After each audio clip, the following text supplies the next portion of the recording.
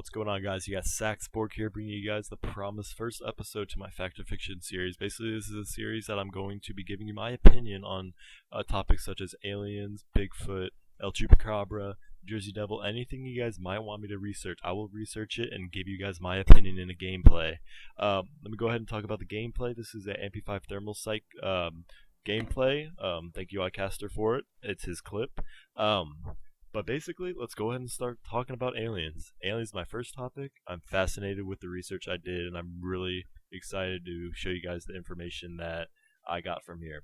Let me go ahead and explain what aliens are. Aliens, also known as extraterrestrials, is a term used to define any form of life that may exist and originate outside the planet Earth. Now, a lot of people are like, yeah, how is any other planet out there, even if it's in another galaxy, up to our level in life? We have buildings, cell phones, internet, but they don't think that there's any life form on any other planet. But if you think about it, there are 200 billion stars in one galaxy, and there's over 200 billion galaxies on our universe.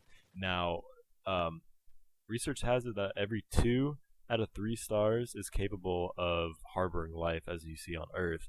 Now, if you think about that, there's some extremely high odds. But anyways, I'm going to go ahead and talk about more about aliens. There's Greys, Nordics, and Reptilians. Greys are what you see in movies such as E.T., Scary Movie 3. They're what are suspects of approximately 75% of all alien reports in the United States. The Nordics are more human-like.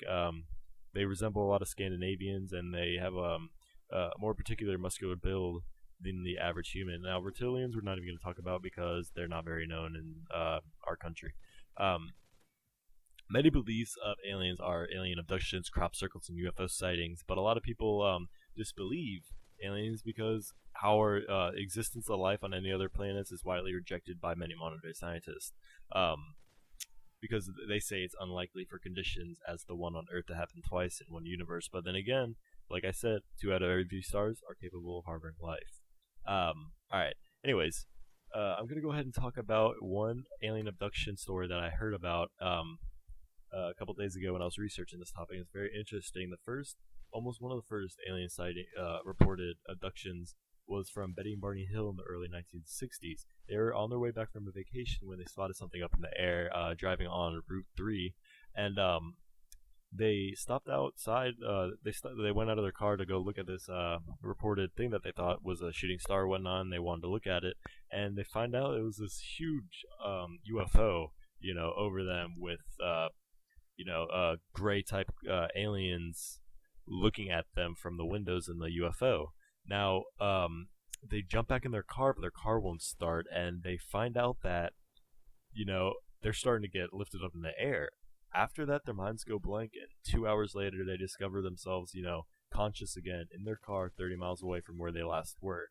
So, that's a pretty interesting story, and a lot of people think like stories like this that you find on the internet are all just hoax. People trying to get known, people trying to put their name up, in the news for the 50 minutes of fame. But these people actually kept their story to themselves for a couple months until more UFO sightings started becoming released, and then they finally decided to share them.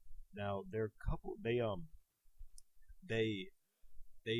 had a lot of bad dreams, and doctors wanted to hypnotize them and try to get with their stories out, and they did that. And if you actually want to go on YouTube and type in Betty and Barney Hill hypnosis sessions, you can see some of these videos. They're pretty interesting.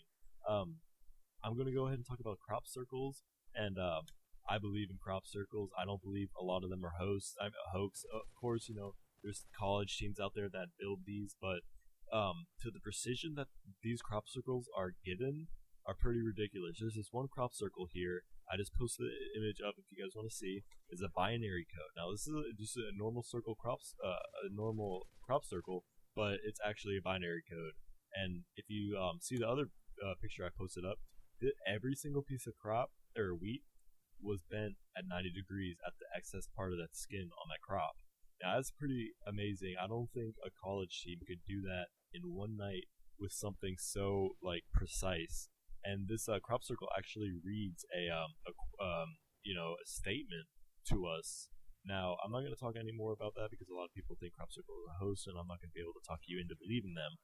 But crop circles are a pretty ridiculous thing. Another thing I have is that the government are always stating that aliens are not real, we're no harm, blah blah blah, you know. But um, in 1952, the United States Air Force actually came out with a book. It was called the Project Blue Book, and it basically was a series of systematic studies of UFOs. Um, Unfortunately, in December 1969, it had a order of termination, but it had two goals. It was to determine if UFOs were a threat to national security and to scientifically analyze UFO related data.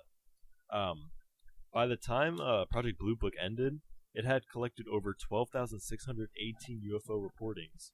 Um, this book was eventually released to the public by government actions. They were forced to release this book, but a lot of the information in the book had been blacked out, and so the public wouldn't see what's under these pages.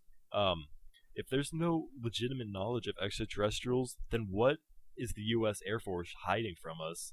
Um, you know, it's fishy because if you're an airplane pilot, there's certain protocols you have to follow if you encounter a UFO. Why do they have these protocols if there's nothing to worry about?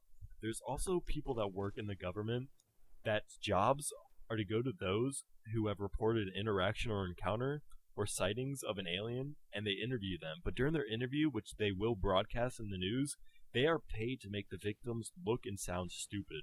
What is the government trying to keep secret? Um, Alien 50, or sorry, Area 51. What are they hiding in there? I didn't research too much of Area 51 because a lot of people, and I do believe it's just military, weapons being built there. But then again, who knows? What are they trying to hide there?